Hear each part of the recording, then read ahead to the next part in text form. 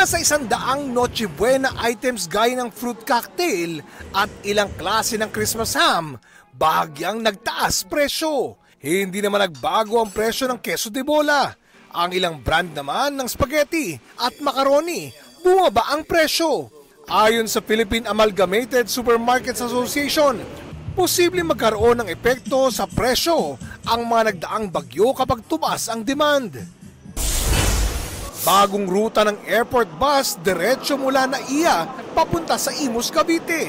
Tulong daw ito sa mga balikbayan at OFW para hindi mabiktima ng mga mapagsamantalang tsuper.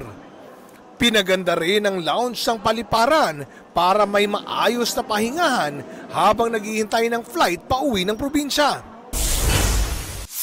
Kasunduang magpapabilis sa palitan ng classified military information ng Amerika at Pilipinas, nilagdaan. Bukod dito, magkakaroon din ng kooperasyon sa defense technology na makatutulong sa pag-alam sa galaw ng China sa loob ng ating teritoryo. Bureau of Corrections, may bagong makina na kayang ma-full body scan ang sinumang bibisita sa New Bilibid Prison sa loob lang ng 3 segundo. Oscar Oida, nagbabalita para sa GMA Integrated News.